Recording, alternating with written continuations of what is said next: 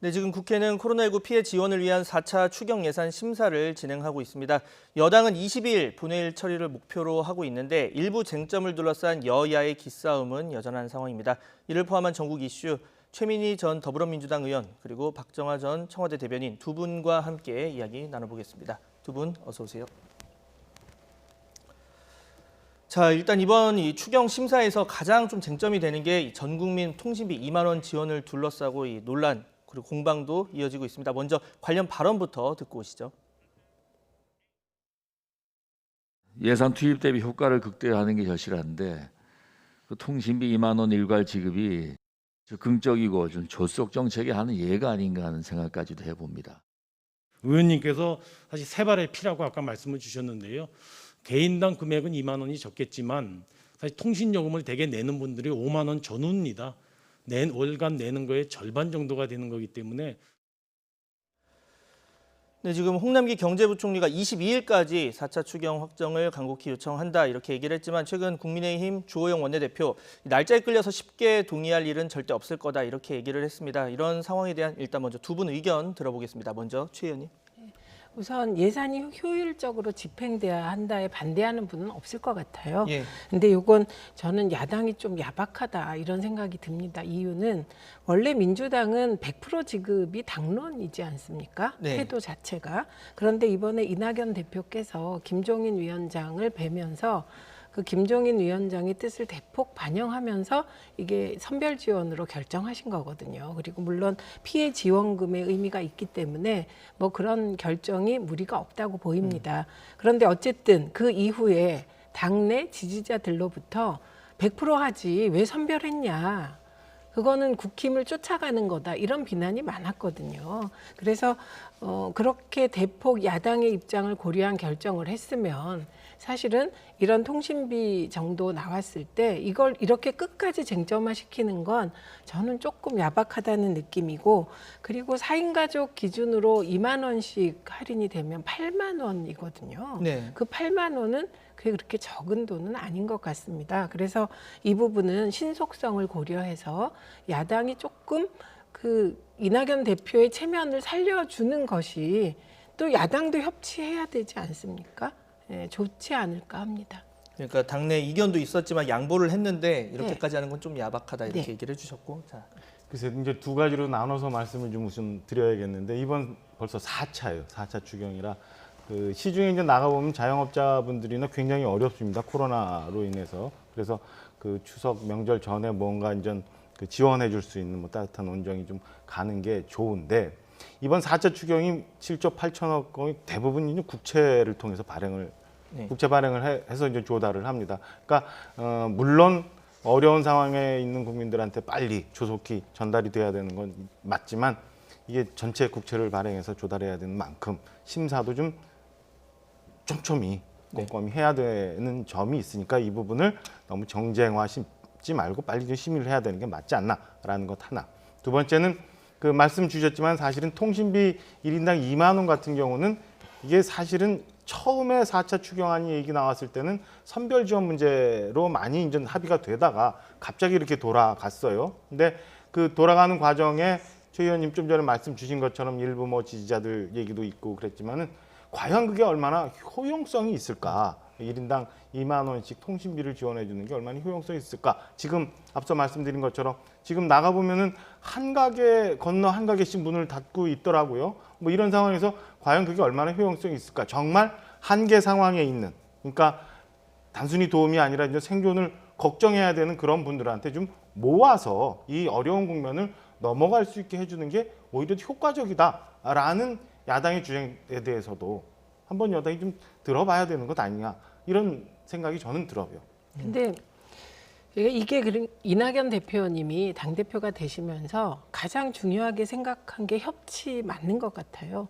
만약에 이낙연 대표께서 김종인 위원장이 선별을 얘기했을 때 선뜻 받지 않고 그걸 가지고 밀고 당겼다면 아마도 통신비 가지고 이런 일은 없지 않았을까 싶습니다. 그래서 제가 그런 측면에서 이게 그 역지사지라는 게 협치의 기본이잖아요. 그래서 그동안의 협치의 책임은 늘 민주당에게만 물어왔는데 지금 이 시점은 야당이 협치를 위하여 이낙연 대표의 입장을 좀 세워줄 때라고 생각하는 것이고, 그리고 민주당 입장에서는 어쨌든 선별 지원 아닙니까? 예, 이번 4차 추경 선별 지원이 기본이고 그 속에 보편적 지원의 일부를 넣는 것이거든요. 그리고 그 한계 상황에 처한 자영업자들도 또 통신비 지원을 추가로 받는 거 아닙니까? 그렇게 되기 때문에 이거는 저는 야당이 그렇다고 뭐 다른 그 자영업자들에게 몰아주자가 아니고요.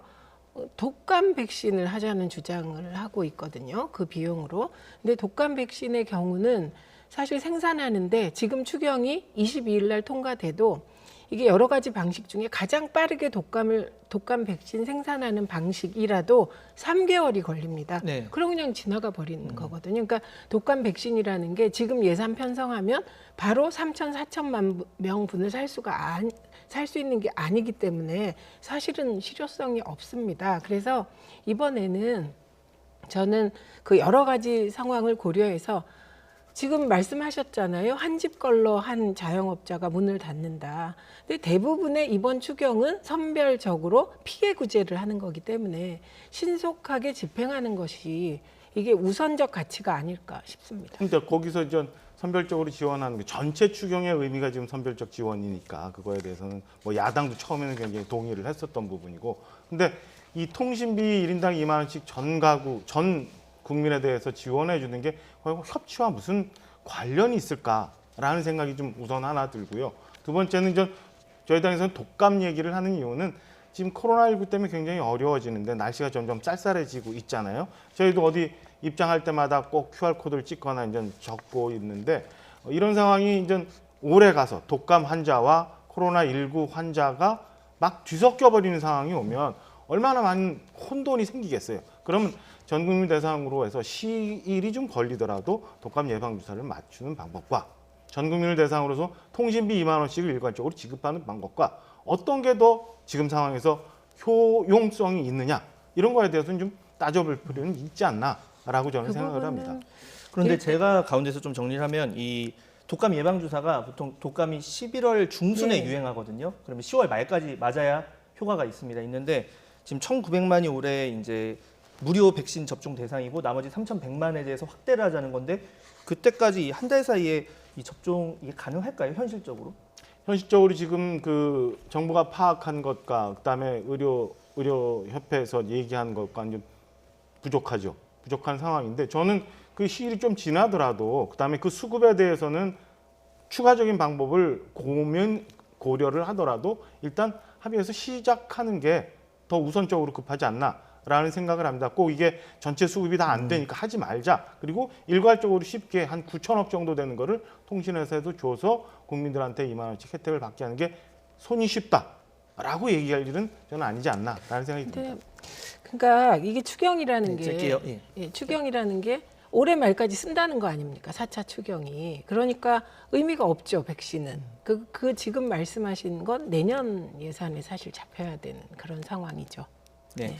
자, 지금 지난주 금주죠. 금주에 있었던 이슈 가운데 또 다른 부분을 보면 국민의힘 이 윤희숙 의원이 언급한 내용이 있습니다. 정부의 코로나19 검사에 대해서 좀 의문을 제기했는데 관련해서 그래픽이 있거든요. 자, 필요할 때 이 검사를 늘려서 공포를 조장한다는 의심, 그리고 이 정부가 방역을 다른 목적에 이용한다, 뭐 이런 이제 요지의 말들입니다. 자, 여쭤볼게요. 자, 최 의원님, 이 평일에 뭐 15,000건 수준 검사가, 그러니까 주말에 확실히 검사가 좀 줄어드는 건 사실이거든요. 근데 이게 지금 뭐 다른 목적이 있다 이렇게 주장을 하는 건데 이 부분 어떻게 보십니까? 그러니까 정치를 하다 보면 점수를 딸 때도 있고 잃을 때도 있는데 지난번에 윤희숙 의원 임대인이다. 근데 사실 임차인이면서 임대인이니까 의미가 없는 건데 그때 점수를 땄는데 이번에 대폭 잃으신 거죠. 왜냐하면 이게 정부가 그러면 누군가가 기획해서 그것을 질병관리본부에 얘기하고 그럼 질병관리본부는 그 음모를 모든 민간병원에 다 하달해서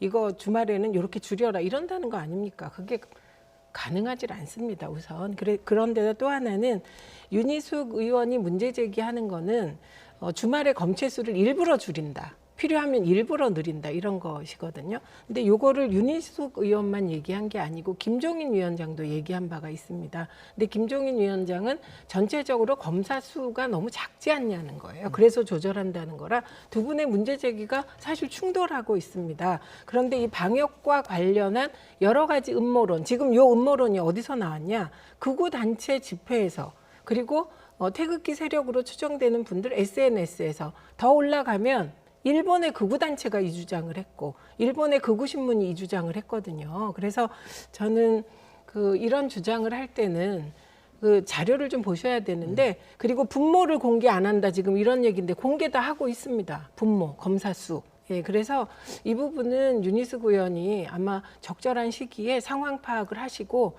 뭐 실수는 실수대로 인정하면 또 그 진정성이 받아들여지니까요. 수습을 하셔야 되지 않을까요? 뭐 분모 얘기를 좀 더하면 이제 분모를 브리핑 때 말로 얘기하진 않는데 정부 공식 브리핑 자료에는 다 들어 나오기 때문에 아마 그 있습니다. 얘기를 하신 것 같고, 자 방금 얘기하신 뭐 이 일부 주장과 맥락이 다 있다 이 부분 저희가 녹취를 준비했거든요. 한번 들어보시죠.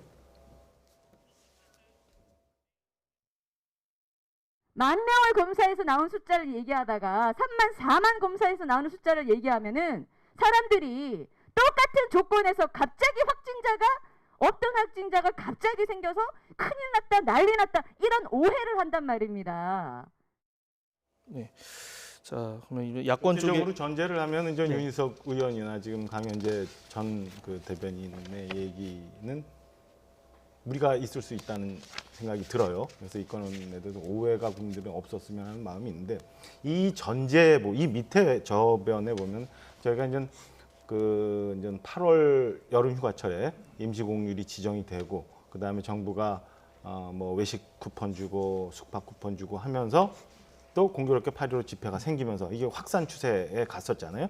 이 와중에 일부 국민들이 이해 못하고 납득이 안 되고 정부 정책이나 조치에 대해서 좀 빨랐다, 성급했다라는 의견들이 좀 더 있었단 말이에요. 이러면서 일부에서는 이 코로나마저도 약간 정쟁이나 아니면 정치적으로 편향돼서 생각하는 것 아니냐는 의혹들이 있었어요. 그러니까 전반적으로는 이제 전문가들 의견을 따라야 되는 게 맞고, 두 사람 지금 저희가 녹취해서 봤습니다만 무리가 있지만은 전반적으로 보면 우리 사회 전체적으로 코로나19로 인해서 서로 간에 오해할 수 있는 그런 상황들이 빚어지고 있다. 이마저도 코로나마저도 전문가 그다음에 전문적인 방역 이렇게 안 하고 정쟁의 늪에 좀 빠져들어가고 있는 상황에서 저런 얘기들이 나오고 있다. 저는 이렇게 해석을 합니다. 근데 네. 이거는 아무도 그러지 않아요. 제가 보기에는 국민 대다수는 정은경 본부장에 대한 신뢰가 절대적이에요.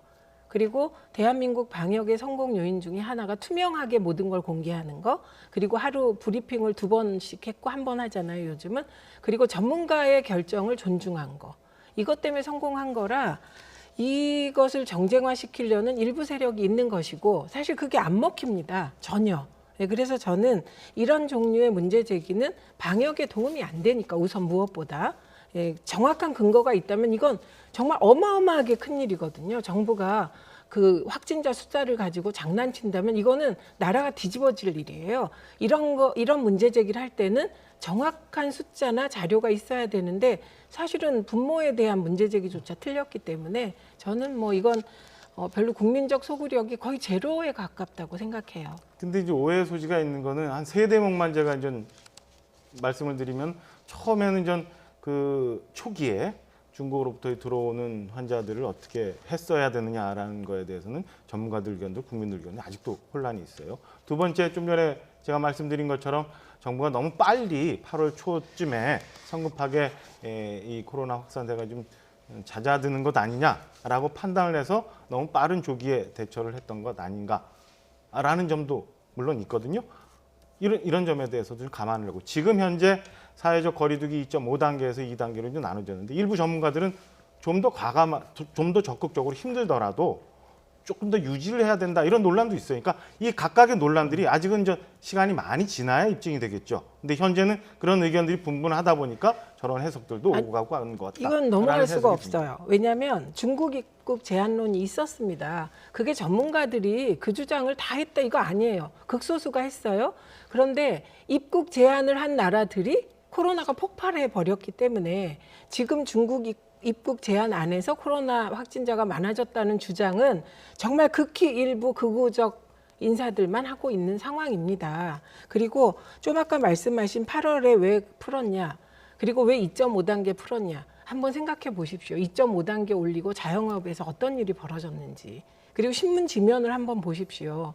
이게 2.5단계 올리면서 누가 죽고 어느 업종이 망하고 일어날 수 없다. 그러니까 정부는 늘 이 코로나 확진자 숫자와 경제의 관계를 이렇게, 그거 정말 어쩔 수 없이 조절해야 되는 거 아닙니까? 근데 이렇게 정부가 전문가의 의견을 받아서 조정해서 2단계, 2.5단계 가는 것을 음모론을 펴면 정말 그건 저는 곤란한 것이다 라고 생각합니다. 네, 짧게요. 예. 예, 아니, 그러니까 제가 전반적으로 전체가 다 음모론이 아니라 아직 다 검증되지 않은 방법들인데 정부 조치의 일부도 이런 혼란을 부추길 수 있는 약간의 근거의 모멘텀을 줬을 수도 있다라는 얘기를 말씀을 드립니다. 그 정책의 일관성이 있었으면 좋겠다 이런 말씀을 해주셨고요. 자, 다음 주제로 좀 넘어가 보겠습니다. 지금 어제 전격적으로 이루어졌죠. 이 김홍걸 의원에 대한 제명 소식 살펴보겠습니다. 먼저 관련해서 민주당 최인호 수석 대변인 브리핑이 있었는데요. 관련 녹취 듣고 오시죠. 윤리감찰단장 최기상 의원이 국회의원 김홍걸에 대한 비상징계 제명을 당대표에 요청하였습니다. 윤리감찰단이 김홍걸 의원의 공직선거법 위반 허위 신고에 대한 조사를 개시했는 바 김홍걸 의원은 감찰 업무에 성실히 협조할 것으로 보이지 아니하였음. 당의 부동산 정책 취지에 부합하지 않는 부동산 가다 보유 등으로 당의 품위를 훼손하였음. 이에 당대표는 10차 최고위원회의를 긴급히 소집, 그 의결을 거쳐 김홍걸 의원의 제명을 결정했습니다. 네, 제가 먼저 정리를 하고 두 분 의견 들어보겠습니다. 제명이 된 겁니다. 비례대표 의원이죠. 그래서 탈당을 하지 않았기 때문에 의원직은 유지가 되게 되고, 이에 대해서 이제 신속한 조치다 이런 여당의 의견도 있고, 또 반대로 야당 일부에서는 이 꼬리 자르기다. 어차피 의원직을 잃는 건 아니기 때문에 이런 비판의 목소리도 있는데, 이 부분에 대한 두 분 의견 들어볼게요. 우선 이낙연 대표가 고심에 찬 결단을 한 것으로 보입니다. 읍참마속한 거죠. 그 마음이 어땠을지 이해가 갑니다. 왜냐하면 DJ가 이낙연 대표를 발탁한 거거든요. 그런데 아까 그 최인호 대변인 말하는 거 보면, 첫째는 그 부동산과 관련된 문제가 있다 인정하는 거고, 그래서 조사에 들어갔는데 성실하게 조사에 임하는 태도가 아니라는 얘기를 합니다. 그래서 저는 그 대목이 결정적이 아니었나 생각합니다. 그래서 이낙연 대표의 이 결정이 고심에 찬 결단으로 존중하고요. 그리고 중요한 것은, 그럼 이낙연 대표의 오늘의 결단이, 이 결단이 그러면 김홍걸 의원만으로 끝날 것이냐. 저는 여야 모두 이 기준이 적용될 것이다. 그래서 이낙연 대표의 저 결단은 앞으로 21대 국회의 그 대숙정의 신호탄이 되어야 한다. 그래야 이낙연 대표의 결단이 의미가 있지 않을까 싶습니다. 하나의 기준이 돼야 된다 이런 말씀이시고요. 저는 그러니까 저희 당 대변인단들은 꼬리 자르기라고 평을 했더라고요. 근데 네. 저는 그마저도 동의하지 않습니다. 왜냐하면 이게 사실은 앵커 말씀 주신 것처럼 비례대표 의원이에요. 제명을 하게 되면 의원직을 유지하고 앞으로 4년 동안 그냥 국회의원 무소속 하는 의원이 거예요. 되는 거죠. 예. 당에서 당직 맡아갖고 힘든 일 안 해도 되고, 당에서 행사했을 때 괜히 안 가도 되고, 그냥 편안하게 4년 그냥 국회의원 하면 돼요. 저는 이렇게 적절한 선에서 당과 김홍걸 의원 측이 오히려 합의를 한 거 아니냐라는 생각에 꼬리 자르기만으로는 해석이 안 된다. 더 많은 지탄을 받아야 되는 게 맞고, 이참에 김홍걸 의원 같은 경우는 본인 스스로도 어떻게 해야 되는지 거치에 대해서 고민을 해야 될 거고, 당은 이게 벌써 두 번째예요. 양정숙 의원에 이어서 비례대표 의원이 두 번째 인전 제명을 당해서 300명 우리나라 국회를 대표하는 국회의원 중에 두 명이나 지금 제 기능을 못하는 상황이 돼버렸습니다. 비례대표 의원. 이렇게 잘못 검증돼서 잘못된 후보들을 국민들에 내보내서 국회의원에 당선시켜줘서 활동하게끔 해준 건에 대해서도 저는 민주당 지도부가 무언가 적절한 조치나 아니면 납득할 수 있는 얘기를 해야지, 이렇게 그냥 제명했으니까 됐다 라고 넘어갈 일은 아니지 않나라는 생각을 갖고 있습니다. 제가 하나 짧게 여쭤보겠습니다. 과거 이종명 의원 같은 경우에 자유한국당 시절인데 5.18 망언으로 제명 처분을 당시에 받았습니다. 당시에도 비례대표 의원에서 의원직 유지했고 이 총선 앞두고 위성정당이 미래한국당으로 넘어가는데 이게 여든 야든 상대 비판 기준 같아야 되지 않느냐 이런 얘기 나오거든요. 당시 그래서 굉장히 그 미온적인 당 지도부의 조치에 대해서 국민들이 평가를 했고 그에 대해서 이번 총선 결과의 일부도 저는 반영이 됐을 거라고 준엄한 심판을 보고 받았다. 있습니다. 예, 알겠습니다. 자 이런 가운데 이 지금 재산 형성 과정에까지 해명을 해야 된다 이런 얘기도 나오고 있는데요. 자, 그 녹취 내용을 제가 좀 얘기해드리면, 그러니까 김홍걸 의원이 뭐 젊은 시절부터 직업을 가진 적 없다 이런 얘기를 하면서 어떻게 재산을 형성했는지 이 부분에 대해서 좀 해명을 해야 된다 이런 얘기를 하고 있거든요. 이런 뭐 적극적 해명에 여당이 나서달라 이런 비판인데 어떻게 보십니까? 이거는 여당이 나서봤자 해명을 못합니다. 왜냐하면 답을 할 수가 없잖아요. 누구도. 그래서 오히려 이거는 곧 그 시민단체 하나가 계속해서 민주당 쪽 분들을 고발하는 단체가 있어요. 그쪽에서 고발이 들어가지 않을까 합니다. 그리고 저는 그런 수사가 불가피할 것이다. 그렇게 보기 때문에 꼬리 자르기가 무슨 뜻인지를 잘 모르겠는데 예를 들면 이걸 김홍걸 의원한테 누가 돈을 줘서 사주한 것도 아닐 테고 그래서 이 부분은 수사가 불가피할 것이다. 예, 그래서 김홍걸 의원이 수사가 시작되기 전에 그 재산 형성 과정에 대한 의혹을 밝히면 더 좋을 것 같고 그리고 저는 늘 이제 좀 박덕흠 의원 건도 막 문제가 되고 있지만 그분도 무죄 추정의 원칙에 따라 자기 소명 기회가 주어져야 되고요. 그래서 이게 만약에 뭐 처가에서 받은 돈이라든지 등등 뭐 밝혀지지 않겠습니까? 그러니까 그건 전 수사는 불가피할 것이다 이렇게 봅니다. 네, 자 여쭤보겠습니다. 지금 그러면 여당에서는 어떻게 얘기하냐면 조수진 의원 같은 경우에 지금 그 본인이 특히나 뭐 부동산 같은 게 아니라 예금이 늘었는데 받을 돈 2억 5천만 원을 누락한 게 좀 이해가 가지 않는다. 또 아까 뭐 기준 얘기하지 않았습니까? 그럼 지금 야당에서 어떻게 보고 계십니까? 그 이제 일단 김홍걸 의원 건 간단하게 말씀드리면은 국회의원 출마하면은 5년간 재산세 신고, 그러니까 소득세 신고를 해요. 그러니까 5년간 김홍걸 의원이 135만 원 정도의 소득 신고를 했으니까 저 자금 출처가 어떻게 되는지에 대해서 선관위에서 일단 드려볼 거고요. 선관위에서 문제가 되면은 자연히 이게 수사 이첩을 할 테니까 저는 수사가 진행이 될 거다. 불가피 될 거라고 보고 이에 대해서 김홍걸 의원이 소명을 해야 될 거고 조수진 의원 같은 경우는 저는 여야 구분 없이 좀 전에 말씀드린 것처럼 국회의원에 출마하게 되면 신고하는 모든 서식에 대해서는 본인이 책임져야 된다고 생각을 하고요. 그게 선택을 하는 국민들에 대한 도리고 국민들에 대해 그걸 가지고 심판을 받는 거잖아요. 그러니까 잘못된 부분이 있으면 여야 구분 없이 국회의원 누구나 다 책임을 져야 되고 그 책임에 응해야 된다고 봅니다. 네. 자 이런 가운데 이 국민의힘 박덕흠 의원의 이해충돌 관련 논란도 이어지고 있습니다. 쉽게 말해서 박덕흠 의원이 이 국토부 감시하는 국토위 국회의원이었는데 이 자신과 가족이 대주주인 이 회사가 정부, 뭐 국토부나 그리고 지자체 등으로부터 공사를 따냈다. 그 금액이 뭐 2천억 원에 달한다. 이런 지금 의혹이 불거진 상태인데요. 이거 관련해서 두 분 의견 들어보겠습니다. 우선 박덕흠 의원은 이거 벌어지기 전에 부동산 관련한 의혹도 굉장히 컸죠. 네. 그래서 그 액수가 김홍걸 의원과 하고 비교할 때 적지 않을 거예요, 아마. 그래서 이분은 그 부분도 소명을 하셔야 되고 그리고 이번에 터진 거는 지금 나온 숫자로 2천억 원 정도인데 이게 이해충돌의 소지가 있을 뿐만 아니라 일부 법률가들은 제3자 뇌물죄도 얘기하고 있습니다.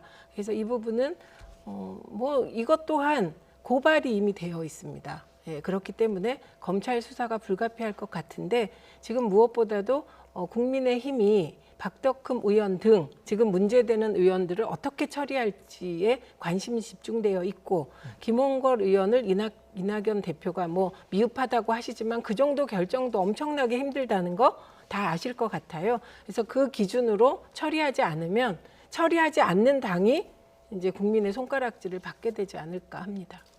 말씀하신 것처럼 15일인가요? 아마 시민단체로부터 고발을 당한 거니까 이건 좀 그 수사를 통해서 뭐 결과가 나오겠죠. 그때까지 저는 지켜보면 될 것 같고 문제가 있다면 책임을 져야 된다는 원칙적인 말씀을 드리는데 재밌는 대목이 좀 하나 있어요.